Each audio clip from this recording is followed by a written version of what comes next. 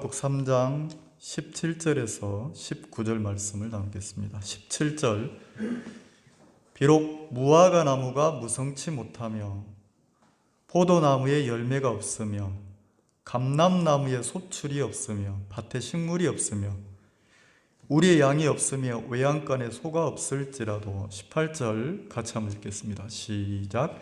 나는 여호와를 인하여 즐거워하며 나의 구원의 하나님을 인하여 기뻐하리로다. 주 여호와는 나의 힘이시라. 나의 발을 사슴과 같게 하사 나로 나의 높은 곳에 다니게 하시리로다. 여기까지만 읽겠습니다. 19절에 보면 하박국이 어떻게 보면 마음의 간증이잖아요. 방금 어떤 분이 나오셔서 이렇게 하나님을 믿게 된 그 계기를 마음을 표현하셨던 것처럼 이 하박국이라고 하는 사람이 자기 마음을 이렇게 표현해 놓은 게 하박국서인데, 그 하박국이라는 이름의 뜻이 이렇게 끌어안다는 뜻이에요. 내가 끌어안다. 그리고 또 다른 뜻 중에 하나가 씨름한다, 싸운다 이런 뜻이 있거든요. 하박국의 이름의 뜻이. 그러니까 하박국 선지자가 이렇게 끌어안고 싸웠어요.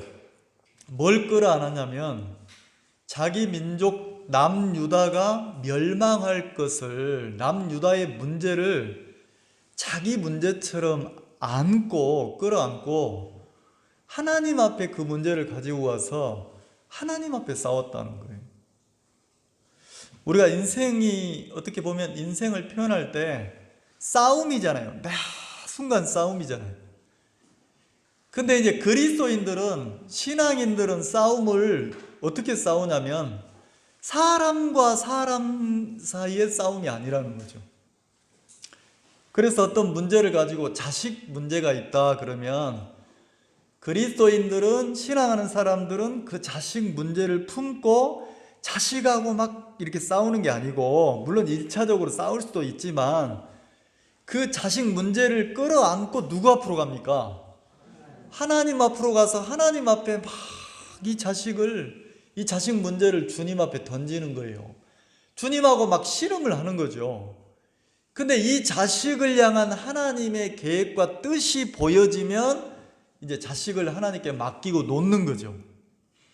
그건 자식뿐만 아니라 내 인생의 문제를, 하나님을 믿지 않는 사람들은 막 자기가 자기 인생을 설계하고 계획해서 내 인생, 내 삶의 운전대를 내가 잡고 내 인생을 막 운전해 가잖아요. 누가 원하는 쪽으로 내 인생을 끌고 갑니까? 내가 원하는 쪽으로, 내가 좋은 대로 막 끌고 가는데 내 원대로 인생이 풀립니까? 안 풀립니까?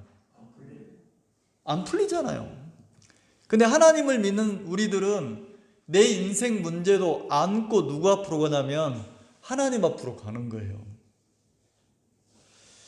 그래서 이 하박국이 하나님 앞에 자기 민족 남유다의 그 문제를 하나님 앞에 신앙적으로, 도덕적으로 막 타락하고 악하게 사는 그들을 품고 하나님 앞에 그 문제를 가지고 나가서 막 씨름을 했죠. 그때 하나님이 하박국에게 당신의 뜻과 계획을 보이셨어요. 하나님의 섭리를. 하박국이 보고 있는 문제를 하나님의 관점으로 보니까, 그리고 하나님이 하박국에게 원하는 것은 오직 의인은 믿음으로 말미암아 살리라. 하박국 마음에 믿음을 가르쳐 줬다는 거죠. 그런 믿음은 그 하박국이 원하는 대로, 하박국이 기도한 대로, 하박국이 뜻한 대로 그 세상이 흘러가고 바뀌어야만 믿음이 아니라, 하박국이 무너지고 깨어지고 가루가 돼서 누구의 뜻대로 이 세상이 흘러가는 게 하나님의 섭리가 그대로 받아지는 게 믿음이라는 거죠. 그래서 하박국이 3장에 들어오면 여기 이제 17절에 보면 뭐라고 표현되어 있냐면, 16절에는 내가 들었으므로, 뭘 들었냐면 하나님의 계획이, 하나님의 섭리가 바벨론이라고 하는 갈대아인들을 일으켜서 누구를, 자기가 염려하고 걱정하고 기도했던 자기 민족을 이 갈대아인들이 이렇게 쳐들어와서 막 이렇게 포로로 끌고 가고 죽이고 그 나라를 패망시키고 이런 걸 봤다는 거죠.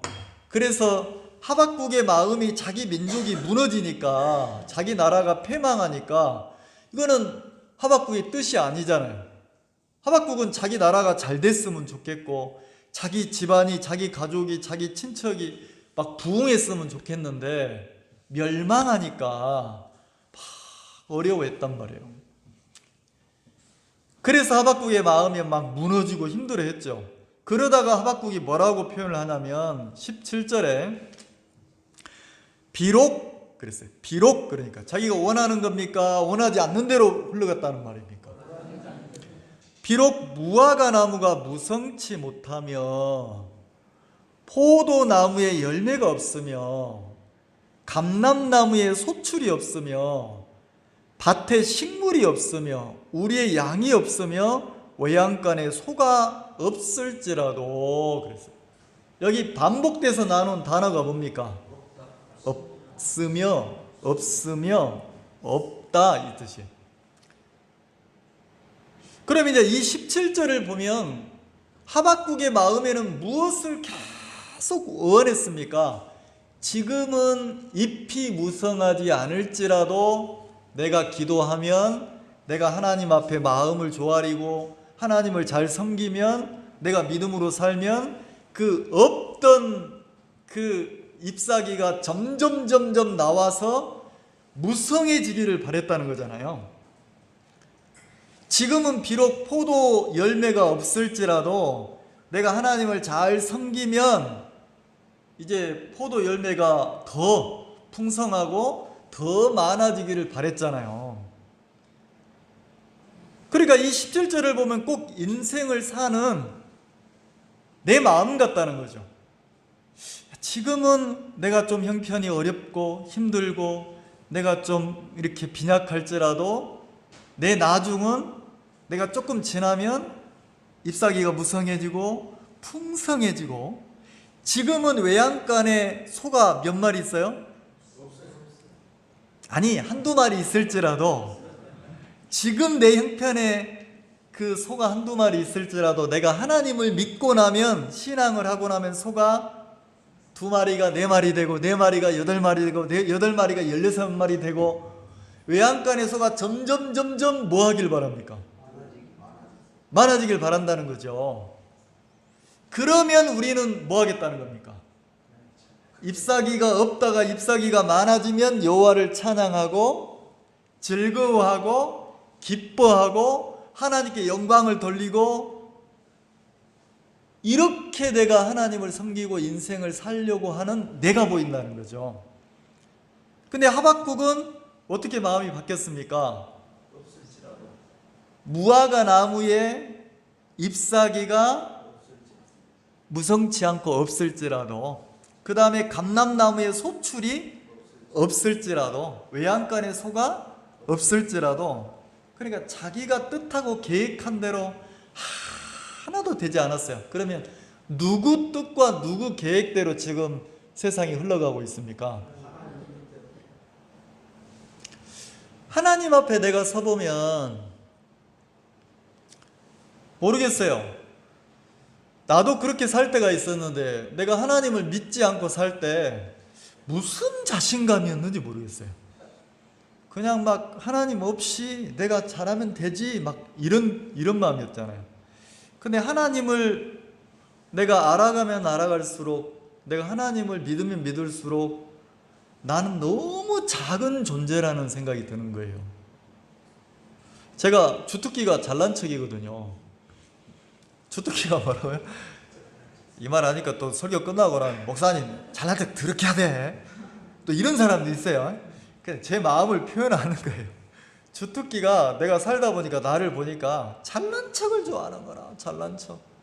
결혼 맞선 딱 볼 때, 제가 총각 때 그 어떤 목사님이 너 결혼해야지 그래서 맞선 봐라 그래서 아내를 만나러 갔는데, 첫 만남 때 내가 막 잘난 척 했거든요. 어떻게 잘난 척이냐면 제 아내들 그 아가씨 보고 염려할 거 없습니다. 나만 믿으세요. 내가 하나님 앞에 복음 앞에 주님을 섬기고 복음 앞에 살 건데 나하고 결혼합시다. 그리고 우리가 복음 앞에 삽시다. 하나님이 우리를 복되게 하실 겁니다. 그러면서 막 침을 튀고 자랑을 했단 말이에요. 속되게 말하면 막 그렇게 자랑을 했어요. 근데 웬걸 결혼해서 살아보니까 내가 행복하게 해주겠다고 했는데 결혼해서 살아보니까 행복한 일이 많은 게 아니고 맨날 지지고 볶고 싸우는 거예요. 이야, 진짜 어떤 분이 그러더라고. 로또 복권을 맞았다는 거죠. 결혼했는데 로또 복권을 맞았대요. 여러분도 로또 복권 맞았습니까? 로또 복권을 맞았다는 거지. 그 로또 복권을 설명을 하는데 안 맞아도 그렇게 안 맞더라는 거지. 로또 복권을 살 때 무슨 마음으로 사요? 1등 나길 바라는 마음으로 사는데 10년, 20년 사도 나는 당첨이 돼야 안 돼? 안 맞아도 그렇게 안 맞더라는 거지. 그럼 자기는 로또 복권하고 살고 있대요. 어떻게 안 맞아도 이렇게 안 맞? 이렇게 부부가 만나보면 잘 살고 싶은데, 원하면 잘 살고 싶은데 잘 맞습니까? 내 뜻대로 됩니까? 야, 나는 총각 때요 이해를 못했어요. 내가 총각 때 주특기가 잘난 척이라서 막 그 형제들이 결혼해가지고 가정을 꾸리고 살면서 나와가지고 이렇게 삶을 얘기하면서 자식 때문에 속 썩는 이야기를 하잖아요. 그럼 내가 기가 막히더라고. 어떻게 하나님을 믿는 사람이 자기 아들, 딸 하나 못 다스리냐? 어떻게 자기 아내 하나 못 다스리냐? 저 참 천치같이 막 이랬거든요. 근데 막상 내가 결혼해서 내 새끼 낳아서 키워보니까 세상에 안 되는 게 내 아내를 내가 못 다스리겠고, 그리고 내 속으로 난 새끼인데 내 새끼가 내 뜻대로 됩니까 안 됩니까? 자식 때문에 울어본 적 있어요? 자식 때문에? 그럼 막 속을 많이 썩여서 운 게 아니고 자식을 키워보면 눈물을 흘릴 일도 많은 거예요. 그리고 뭐가 배워지냐면 내 새끼지만 내 뜻대로 안 되는구나. 인생을 살아보면 내 인생이지만 내 뜻대로 안 풀리는구나. 이게 많이 오더라고요. 그래서 세월이 지나면 지날수록 이제 중년이 돼서 이제 인생이 막 노년으로 접어드니까 느껴지는 게 뭐냐면 벼가 어릴 때는 하늘을 향해서 꼿꼿이 고개를 쳐들고 있잖아요. 근데 시간이 지나면 지날수록 그 충실해지면 충실해질수록 점점점 고개를 그 하늘을 향해 쳐들었던 고개를 이제 점점 숙입니까 안 숙입니까? 내 인생도 그렇더라고. 내 인생도 살아보니까 이제 하나님 앞에 입으로가 아니라 마음에서 하나님, 내가 내 가정 이끌 수 없습니다. 하나님, 내 아내지만 내가 내 아내 마음을 기쁘게 할 수 없습니다. 내 속으로 난 내 자식이지만 내가 내 자식을 다스릴 수 없습니다. 그리고 내가 할 수 없으니까 자연스럽게 내 가정 문제를, 내 자식 문제를, 내 인생의 문제를 누구 앞에 넘깁니까? 가지고 가는 거예요. 내가 끌어안고 내가 할 수 있으면 끝까지 잘난 척을 할 건데, 내가 해보니까 내 아내지만 내 자식이지만 내 가정이지만 내 인생이지만 내 뜻대로 내 원대로 안 되니까 이 문제를 가지고 누구 앞에 가냐면 하나님 앞에 가는 거예요. 그리고 하나님 앞에 이걸 맡겼을 때, 자, 이제 맡기고 나면 누구 뜻대로 이제 하나님 이끌어 가시겠습니까? 근데 한동안 저는 내가 하나님께 맡겨놓고도 내 뜻대로 하나님이 해주길 바랬어요. 내 뜻대로. 그렇지 않다는 거죠. 내가 하나님께 맡기면 하나님이 당신의 뜻대로 이끌어 가시는데, 하박국의 마음이 이렇게 무화과 나무 잎이 무성하지 않아도 이제는 뭐 하냐면 18절 같이 한번 읽읍시다. 18절 시작. 나는 여호와를 인하여 나의 구원의 하나님을 인하여 저는 이게 이제 너무 이게 감사한 거예요. 야, 하박국이 이제는 무화과나무 잎이 무성한 것을 인하여 즐거워하고, 포도나무에 소출이 많아서 즐거워하고, 외양간에 소가 많아서, 양이 많아서 기뻐하고, 이랬던 하박국인데 하박국의 마음이 바뀌었는 거예요.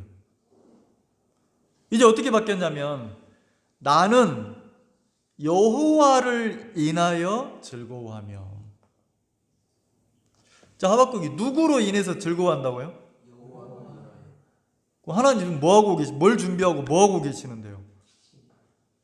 심판을 준비해서 자기 민족을, 자기 가족을, 자기 그 사람들을 뭐 합니까? 심판의 대상으로 심판하고 계시는데, 근데도 그 하나님으로 인하여 뭐 한다고요? 즐거워하고 여호와로 인해서 기뻐하더란 말이에요. 자, 그러면 우리가 신앙하면서 인생을 살면서 지금 나는 내 마음이 무엇으로 인해서 내가 원망하고 있는가? 내 마음이 무엇으로 인해서 힘들어하고 있는가 살펴보고, 그리고 내가 하나님 앞에 하박국처럼 내가 여호와로 인하여 내가 즐거워하고 있는가? 언제?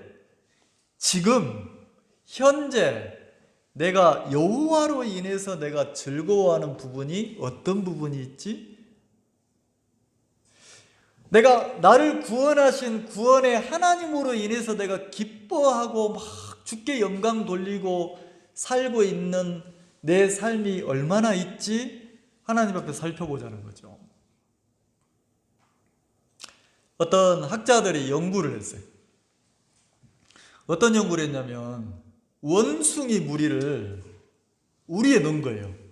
원숭이 무리를 큰 방 안에 우리에 넣어놓고, 그 우리 가운데 그 높은 사다리를 이렇게 사방으로 사다리를 놓아가지고 맨 사다리 위에다가 큰 바나나 뭉치를 가득 올려놨다는 거죠. 그 원숭이를, 며칠 굶긴 원숭이를 그 방 안에 딱 넣으니까 원숭이 중에 대장 원숭이가 가장 먼저 사다리를 오르기 시작하는 거예요. 사다리를 올라서 그 바나나를 자기가 먼저 먹고, 그 다음에 이제 자기 그 부하들에게 주려고 올라가는데, 그 과학자들이 위에서 얼음물 있잖아요. 그 대장 원숭이가 올라오는데 그 대장 원숭이 머리에다가 얼음물을, 차가운 물을 확 부은 거예요. 그리고 원숭이가 올라가다가 깜짝 놀래서 내려간 거죠. 그러니까 서열 2위가, 두 번째 원숭이가 다시 도전해서 또 올라간 거예요. 올라갔는데 위에서 사람들이 보고 있다가 올라오는 원숭이한테 또 차가운 물을 부은 거예요. 그러니까 여러 원숭이들이 번갈아 가면서 올라올 때마다 차가운 물을 부으니까, 그 다음부터는 한 5마리, 6마리 이렇게 차가운 물을 부으니까 그 다음부터는 이상한 현상이 벌어진 거예요. 어떤 현상이 벌어졌냐면, 거기 수십 마리 원숭이가 있는데, 원숭이 한 마리가 배가 고파서 바나나를 먹으려고 사다리를 올라가면 차가운 물을 맞았던 원숭이들이 올라가는 원숭이들을 다 붙잡는 거예요. 그리고 앉혀놓고 상담을 하는 거예요. 너 올라가면 안 돼? 저거는 먹을 수 없는 거야. 너 배고프다고 올라가면 안 돼. 저기 올라가다 큰일 나. 우리 안 봤어? 올라가지 마. 이렇게 이제 상담을 하니까 원숭이가 대장, 그 다음 서열 2위, 그 다음 3위가 못 올라가게 하니까 원숭이가 상담을 받고 자연스럽게 안 올라가는 거예요. 근데 안 올라가는데 또 원숭이 중에 배고픈 원숭이가 또 올라가는 거죠. 올라가면 이제는 누가 상담을 하냐면, 상담을 받은 원숭이가 올라가는 원숭이를 붙잡고 상담을 하는 거예요. 안 된다. 올라가지 마라. 큰일 난다. 그리고 우리 무리가 죽는다. 이렇게. 그 나중에는 원숭이들 올라갈 생각을 안 하는 거예요. 자, 자기들은 차가운 물을 맞은 적도 없는데 차가운 물을 경험한 그 원숭이에게 상담을 받고 나서 안 올라간다는 거죠. 그래서 과학자들이 어떻게 했냐면 서열 1위 원숭이부터, 차가운 물을 경험한 원숭이부터 밖으로 빼냈어요. 한 마리를 빼내면 한 마리를 넣는 거예요. 이 말 이해가시죠? 근데 요 무리는, 이미 요 무리는 거기에 올라갈 생각을 안 해. 왜? 올라갈 수 없다고 상담을 받았으니까. 근데 상담을 안 받은 새로운 원숭이를 넣고 이제 그 안에 무리를 한 마리씩 빼내는데, 이상한 거는 새로 들어간 원숭이가 배가 고파서 올라가려고 하면 이 집단 무리가 다 말리는 거예요. 다! 그러면 안 된다고 말리는 거예요.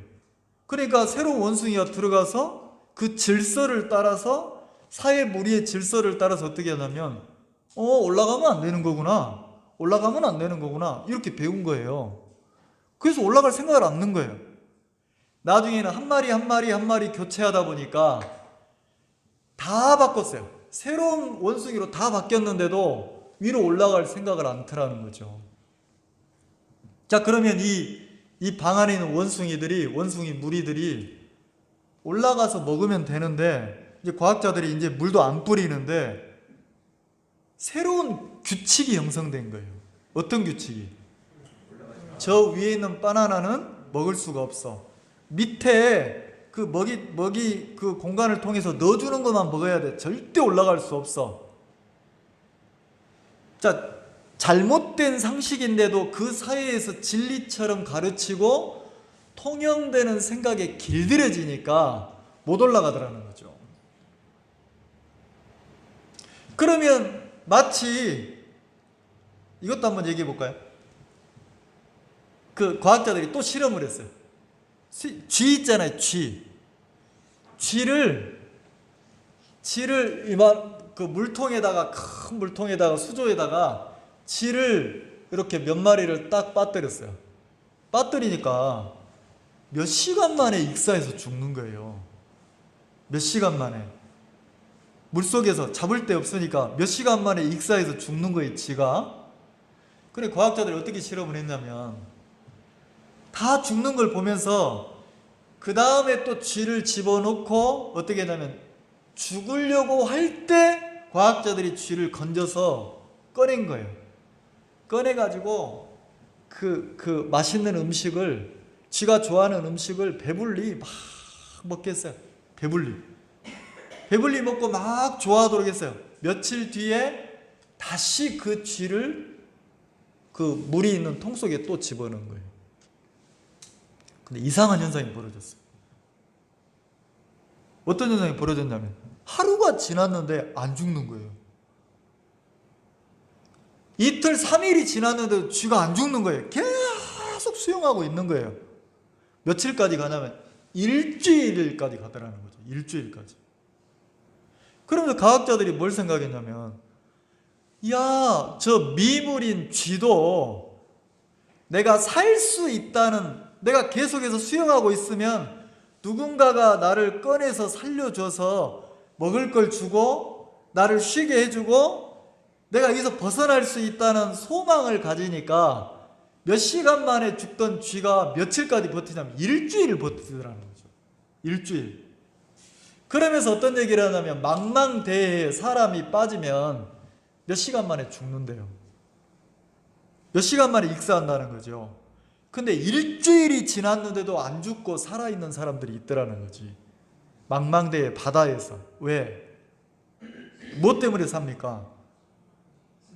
내가 계속해서 버티고 있으면 반드시 나를 구조하러 올 거야.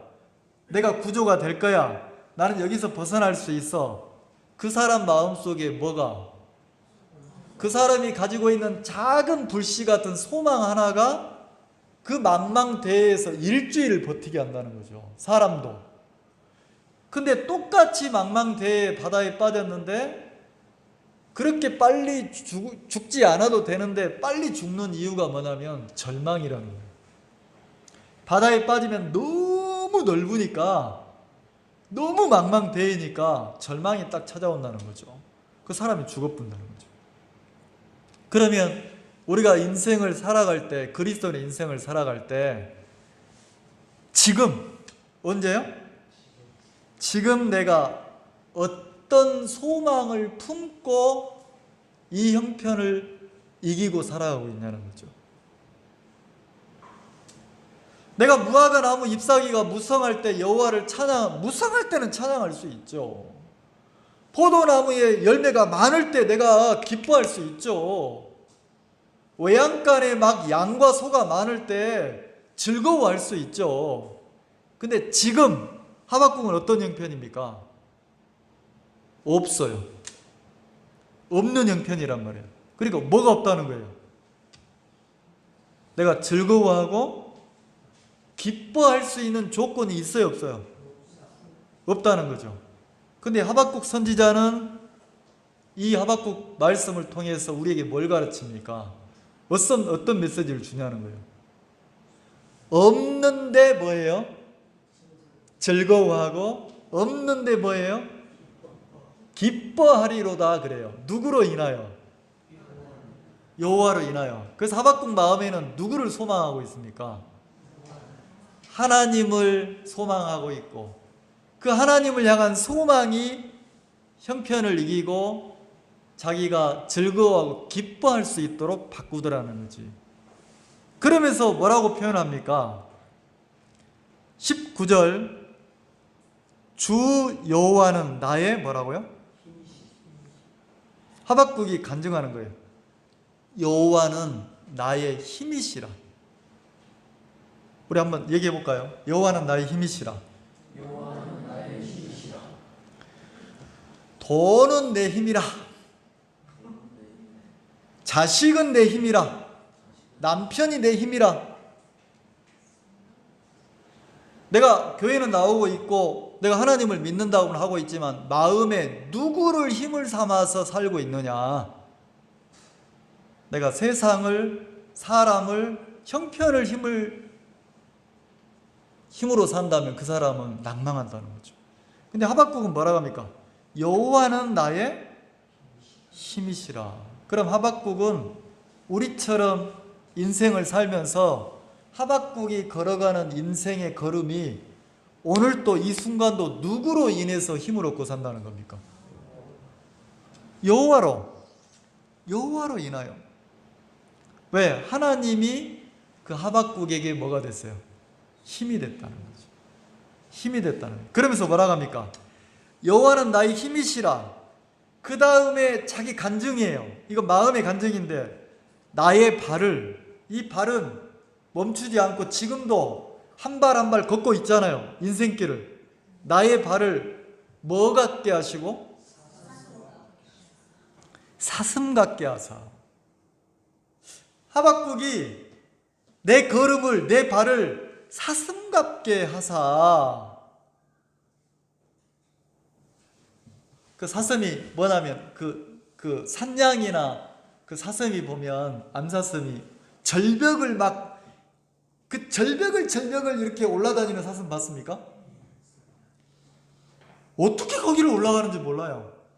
버틸 수도 없는데 절벽을 올라가서 막 이렇게 다니는 사슴 있잖아요. 불 뜯고. 하박국이 그렇게 간증하는 거예요. 그 사슴 같게 해달라는 거지. 같게 했다는 거지. 그러면서 뭐랍니까? 나로 나의 높은 곳에 다니게 하시리로다. 안전한 곳, 평탄한 곳, 넓은 곳, 이런 곳으로 가게 했다고 합니까? 하나님이 자기를 사슴의 발처럼 해가지고 자기 인생을 어떤 곳으로 인도했다고 간증을 합니까? 높은 곳. 그 높은 곳이 절벽이란 말이에요. 절벽. 한 발만 잘못 디디면 떨어져서 죽는데, 그 절벽 같은 그 길로 하나님이 인도를 했는데 문제가 안 되는 게 뭐냐면 자기 발이 무슨 발이에요? 사슴발처럼 했다는 거지. 그러니까 그 어려운 코스를, 그 어려운 길을 능히 걸을 수 있도록 하나님이 사슴의 발처럼 자기 발을 딱 붙잡고 있는 거예요. 제가 이렇게 아침에 몇몇 분들하고 이야기를 나누는데 인생이 꼭 그런 것 같아요.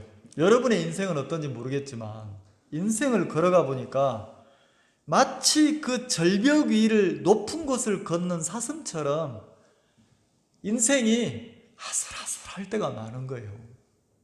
아슬아슬할 때가. 그리고 막 내가 더 이상 한 발을 걸을 수 있겠나? 내가 한 발을 더 내딛을 수 있겠나? 왜요? 한 발을 더 내딛는다고 해도 무슨 소망이 있어요, 없어요? 소망이 없는 것처럼 보이니까. 그러니까 한 발을 내딛고 나면 내가 뭐 해야 되냐면, 에휴, 차라리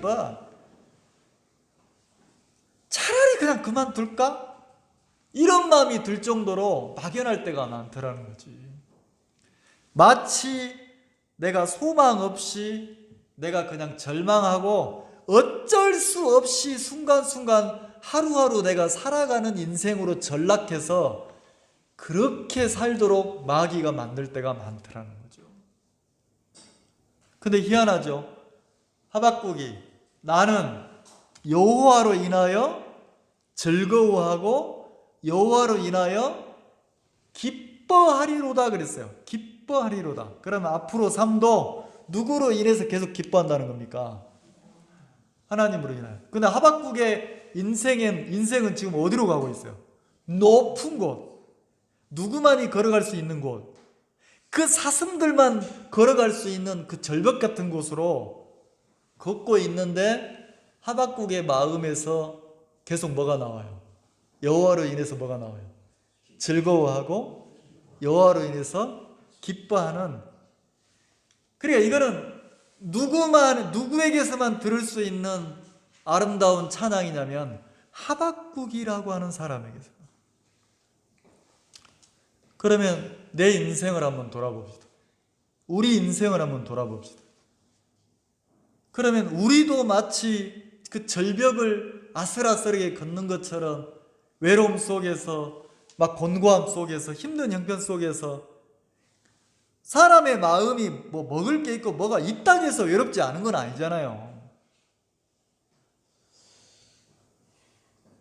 우리도 그렇게 한 발 한 발 하나님만 의지해서 걷고 그리고 그 속에서 하나님이 여호와로 인해서 즐거워하고 기뻐하도록 누구도 이 하박국의 간증을 3장에 이 간증을 읽어보면 이런 색깔의 선지자가 있습니까? 없잖아요. 오직 의인은 믿음으로 말미암아 살리라 그러고 그리고 뭐라 합니까?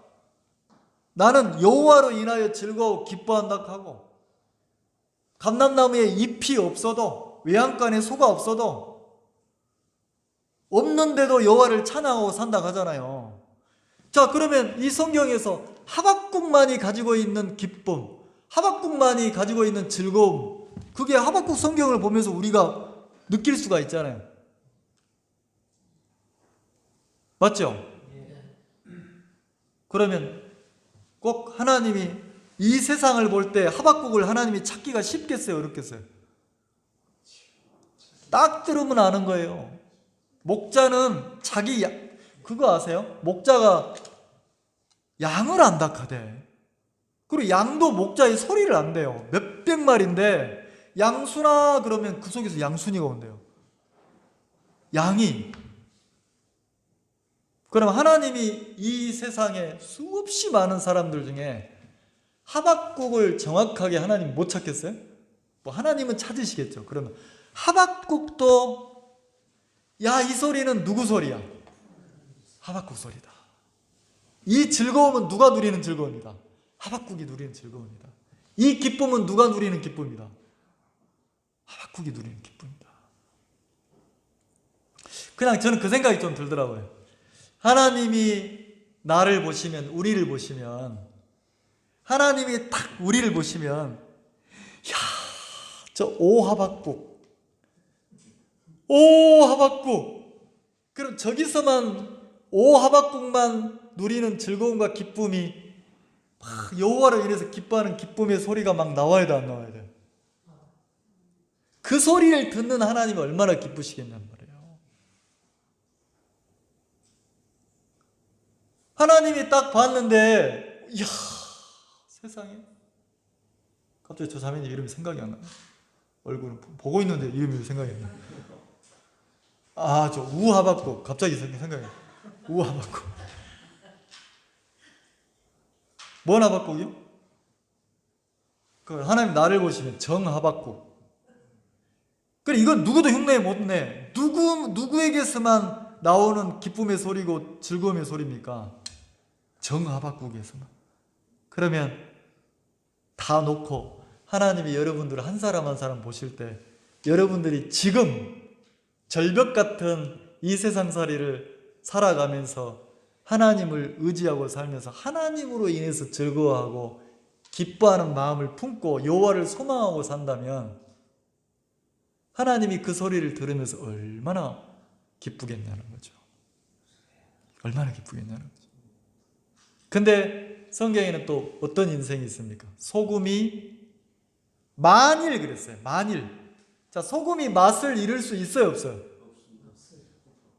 소금이라는 존재는 맛을 잃을 수가 없어요. 그 존재 자체가 짠맛이 난다. 근데 성경에는 뭐라 했어요? 만일 소금이 맛을 잃으면 그랬어요.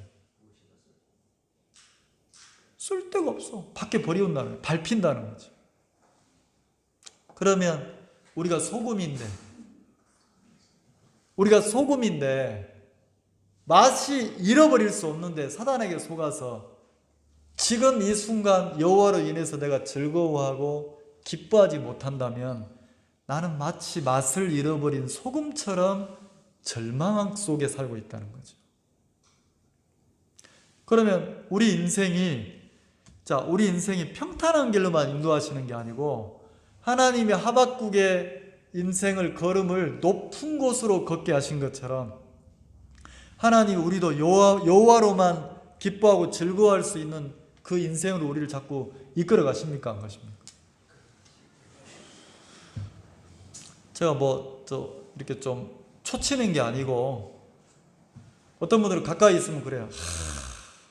저 주식을 사가지고 막 요즘에 저 주식을 사면 대박 나는데 막 투자할 돈이 없네. 투자할 돈만 있으면 내가 살 낀데. 그 여호와로 인해서 기뻐하고 즐거워하는 마음이 크지 않으면 세상적으로 간다니까. 내가 어떤 세상의 위치에 살든 지금 내가 여호와로 인해서 즐거워 기뻐하고 살 수 있다면 그게 행복이라는 거죠. 이게 이제 좀 이게 안 맞는지 모르겠지만 이렇게 생각해 봤어요. 하박국을 하나님이 보실 때 여호와로 인해서 즐거워 기뻐하는 하박국을 보실 때 하나님이 기쁘시겠어요? 안 기쁘시겠어요? 너무너무 기쁠 것 같더라고요. 너무 기쁠. 왜냐하면 제가 우리 형제들 많은 형제들 볼 때 다른 거 말고 내 주변의 사람들을 볼 때 막 사업이 잘 돼가지고 돈 벌고 뭐 이랬다는 막 이런 자랑 들으면 별로 뭐 기쁜데 단계가 낮아요. 근데 하나님으로 인해서 즐거워 기뻐하시는 간증을 할 때 하나님과 막 이렇게 만나가지고 마음이 하나님과 엮어져서 한 발 한 발 걷고 있는 그 간증을 들을 때 너무 아름답게 보이는 거예요. 너무 아름답게 보이는 거예요.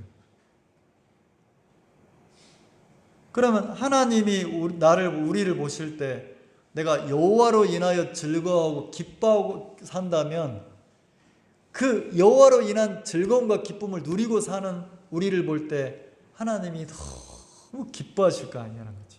아름답게 보일 게 아니냐는 거지. 제가 인생을 이렇게 표현하면 어쩔지 모르겠는데 큰 나무라고 한번 생각해봅시다. 한 나무라고 생각해 보세요. 나무. 제가 이 하박국서를 묵상하면서 그냥 그 생각이 들었어요. 내 인생이 나무라고 생각하면 나무가 언제 아름답습니까? 봄에 그 나무에서 새싹이 나와가지고 막 연두해서 그 나무가 막 그 연두 색깔로 확 물들 때 예뻐요, 안 예뻐요? 예쁘죠? 봄에 그 막 연두할 때 예쁘죠? 정말 예쁘잖아요. 어떻게 그런 색깔이 너무 예쁘잖아요. 근데 그 연두한 색깔이 연두했던 색깔이 여름이 돼가지고 막 짙은 녹음이 져서 무성할 때도 예뻐요, 안 예뻐요? 예쁘죠? 근데 또 시간이 금방 지나가지고 그게 막 그 기온차 때문에 그 알록달록 형형색색 단풍으로 물들 때 예뻐요, 안 예뻐요? 예쁘죠?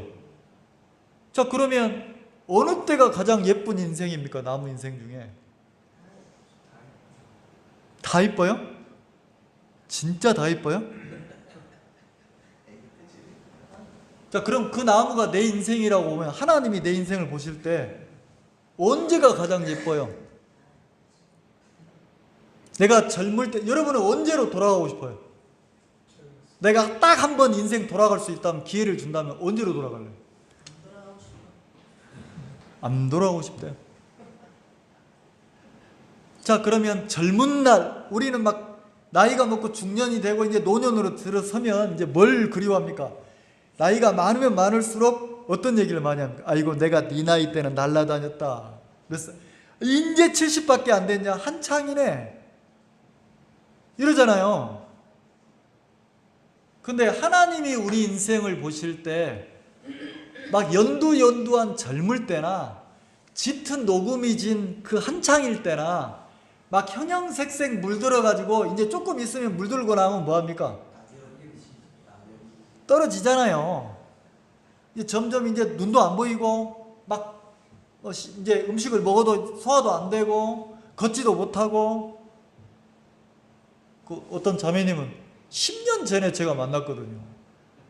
10년 전에 만났는데 탁구공 같더라고. 여기 뛰고 저기 뛰고 왔다 막 날아다녀요. 근데 요즘에 계단 내려갈 때는 옆으로 이렇게 절면서 이렇게 내려가시더라고. 이렇게 10년 세월 지나니까. 그리고 여기서 조금만 지나면 그 형형색색 다 떨어져요, 안 떨어져요? 뭐가 떨어집니까? 그 나무에서 가장 마지막 아름다움을 뽐내고 그 다음에 뭐예요? 단풍이 다 떨어져, 안 떨어져요? 떨어지죠? 그럼 내 인생이 아름답다고 여겨지는 것들이 다 떨어집니까, 안 떨어져요? 근데도 하나님은 이런 나를 보시면서 뭐예요? 뭐하다고 하세요? 아름답다고 하시죠. 왜? 왜 하나님이 내 인생을 아름답다고 하십니까? 내가 연두할 때도 누구로 인해서 기뻐한다면, 누구를 소망하고 산다면, 내가 짙은 녹음, 가장 왕성한, 혈기왕성한 그때도 누구로 인해서 누구를 찬양하고 산다면,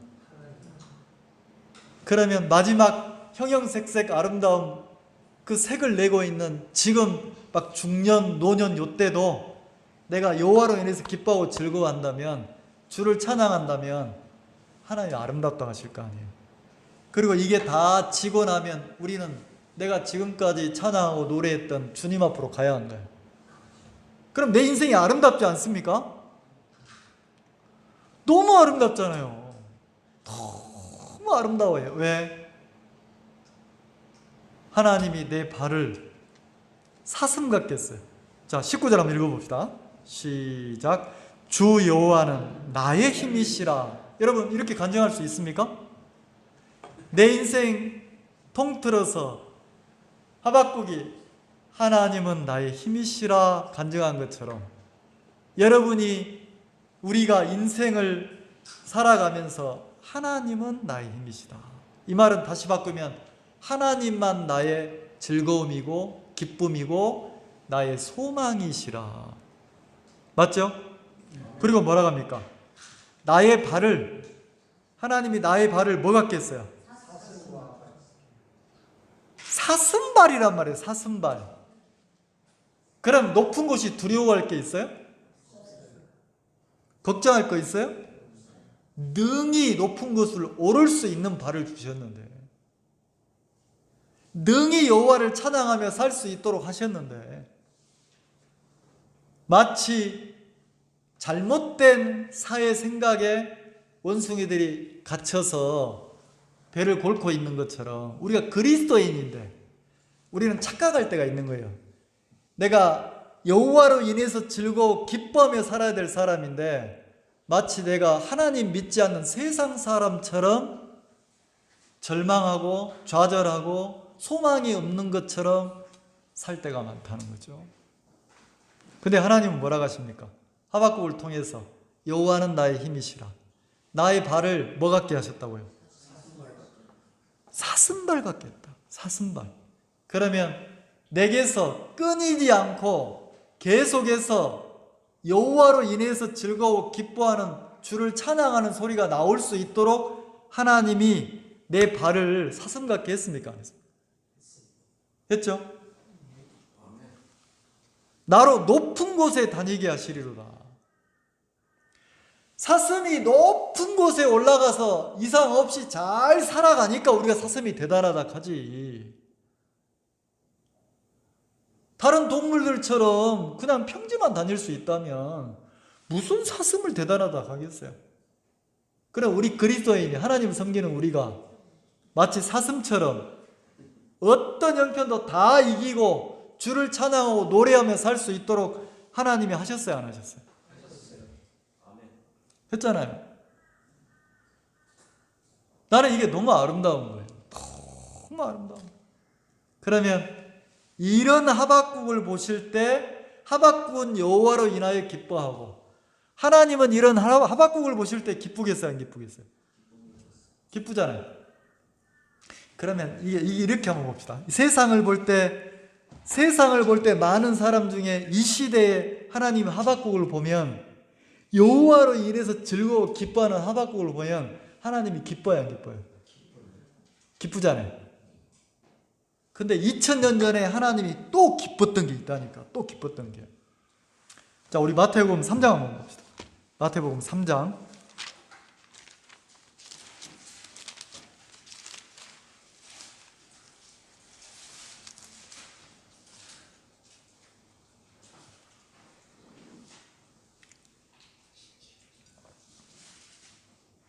(3장) 13절 한번 봅시다. 찾으셨나요? 같이 한번 읽어봅시다. 시작. 이때에 예수께서 갈릴리로 요단강에 이르러 요한에게 세례를 받으려 하신대. 그냥 예수님이 침례를 받으러 왔어요. 누구에게? 침례를 주고 있는, 요단강에서 침례를 주고 있는 세례 요한에게 세례를 받으러 왔단 말이에요. 근데 요한이 예수님에게 세례를 주려고 합니까? 안 된다고 합니까? 14절 요한이 말려가로되. 요한이 말렸어요. 안 됩니다. 나는 당신의 머리에 손을 얹을 수 없습니다. 나는 당신을 침례를 줄 수 없습니다. 당신이 나보다 높잖아요. 당신은 하나님의 아들이시잖아요. 이러고 있어요. 근데 15절 같이 읽읍시다. 시작. 예수께서 대답하여 가라사대 이제 허락하라. 우리가 이와 같이 하여 모든 의를 이루는 것이 합당하시니 이제 허락하라. 네가 나에게 침례, 다시 말해서 내가 물속에 들어갔다 나와야 모든 의가 이루어진다. 이게 합당하다. 그러면서 뭐라고 합니까? 17절 그렇게 침례를 받고 예수님이 물속에서 올라오시니까 17절 같이 읽읍시다. 시작. 하늘로서 소리가 있어 말씀하시되 이는 내 사랑하는 아들이요. 하나님이 예수님을 딱 보니까 말씀이 육신돼서 이 땅에 오신 예수님을 하나님이 하늘에서 딱 보니까 하나님이 예수님을 보는 순간 무슨 마음이 들었어요? 이는 내 사랑하는 아들이요 내 기뻐하는 자라. 예수님을 보실 때 하나님이 무슨 마음이 들었습니까? 사랑하는 마음이 있고 기뻐하고 즐거운 마음이 막 들었어요, 안 들었어요? 왜요? 왜 하나님이 예수님을 보실 때 막 기뻐하고 즐거워했습니까? 왜요? 자, 이사야 53장 한번 봅시다. 이사야 53장 6절.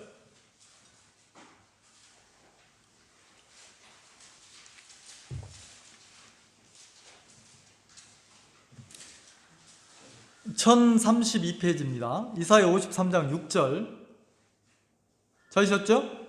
같이 한번 읽읍시다. 시작. 우리는 다 양 같아서 그릇 행하여 각기 제 길로 갔거늘 여호와께서는 우리 무리의 죄악을 그에게 담당시키셨다. 자, 하나님이 이 세상 모든 사람의 죄악을 하나님께서 누구에게 담당시켰습니까?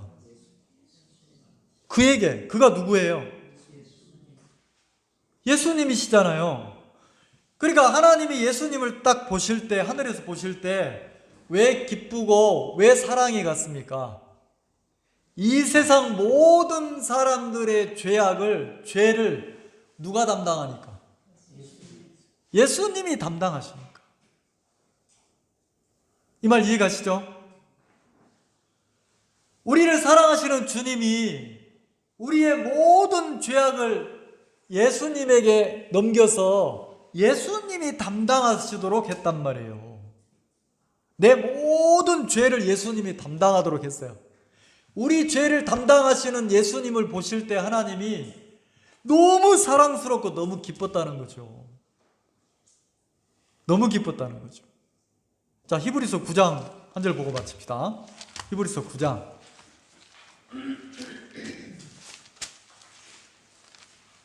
12절.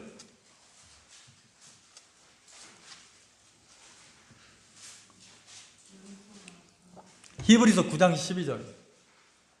찾으셨나요? 자, 크게 한번 같이 읽어봅시다. 시작. 염소와 송아지의 피로 아니하고 오직 자기 피로 영원한 속죄를 이루사 단번에 성소에. 세상에 예수님이 들어갔대요. 어디로 들어갔다 합니까? 성소로. 하늘나라 성소로 들어갔대요. 어떻게 들어갔답니까? 단번에. 그러니까 단번이란 말은 두 번, 세 번이 또 필요해요? 그거 딱 한 번으로 끝났다는 거지. 하늘나라 성소에 들어가서 누구 피로? 자기 피로 어떤 속죄를 이뤘어요? 영원한 속죄를 이뤘다고 합니다, 여러분. 예수님이 당신의 피로, 자기 피라는 것은 우리 인간의 죄 때문에, 이 세상의 죄 때문에 누가 피를 흘리고 죄값을 치르고 죽었다는 겁니까? 자기 피로 죄값을 치렀다는 거예요. 죄의 싹신 사망을 예수님이 치렀다는 거죠. 그리고 자기 피를 가지고 하나님 앞에 가서 자기 생명 피를 가지고 와서 뭐합니까? 영원한 속죄가 이루어졌다고 하늘나라 성소에 피를 뿌리고 피를 발랐다는 거죠. 그러면 예수님의 피는, 여러분, 우리의 모든 죄는 예수님에게 담당시켜줬고, 그 예수님은 십자가에서 죽으시면서 피를 흘려 죽으시면서 예수님의 피가 우리의 모든 죄를 영원히 뭐 했다고 합니까? 영원한 속죄를 이룰 것이다 그랬습니까? 이루사 그랬습니까? 영원한 속죄를 이뤘다는 거죠. 영원한 속죄를. 그래서 자, 14절, 10장 14절 한번 읽어봅시다. 히브리서 10장 14절. 한 장만 넘겨보세요. 10장 14절. 자, 같이 읽어봅시다. 자, 뭐라고 되어 있습니까? 시작. 저가 한 제물로 거룩하게 된 자들을 영원히 온전케. 저가 한 제물로.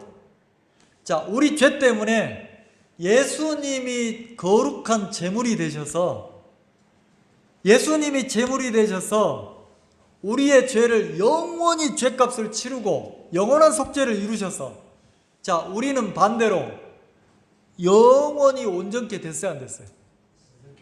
자, 영원히 온전하다는 것은 우리의 죄 문제가 예수님으로 인해서 영원히 죄가 사해졌단 말입니까, 아닙니까? 그러면 우리는 영원히 온전하게 됐어요, 안 됐어요? 영원히 온전하게 됐다는 거죠. 영원히.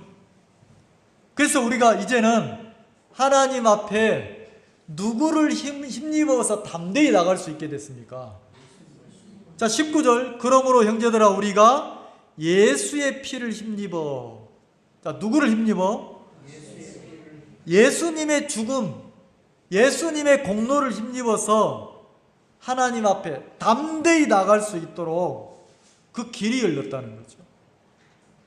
그러면 하박국으로 말하면 그 높은 곳으로 사슴이 담대히 다니는 것처럼, 자 여러분, 우리가 예수님이 우리를 세상을 능히 이기고 여호와를 찬양하고 살 수 있도록 만들었어요, 안 만들었어요? 자매님, 여호와로 인해서 즐거워하고 있나요? 여호와로 인해서 기뻐하고 있나요? 여호와를 소망하며 주를 찬양하고 살고 계신가요? 목사님, 저는 무화과 나무 잎이 없어요. 무성하지 않아요. 나는 소출이 없어요. 아무것도 없어요. 내가 주를 찬양할 게 뭐가 있습니까? 속고 있다는 거죠. 마치 그 원숭이 무리처럼 속고 있는 거예요. 하나님은 내가 마음껏 주를 찬양하고 노래하고 살 수 있도록, 하나님이 우리가 세상을 이기고 살 수 있도록 하나님 해 놓으셨어요, 안 해주셨어요? 우리는 세상에 속한 사람이 아니에요. 거듭난 하나님의 자녀란 말입니다. 능히 세상을 이기고 내 자신 육을 이기고 여호와를 찬양하고 노래하며 살 수 있는 사람으로 하나님 우리를 이끌어 놓으셨다는 거죠. 기도하겠습니다.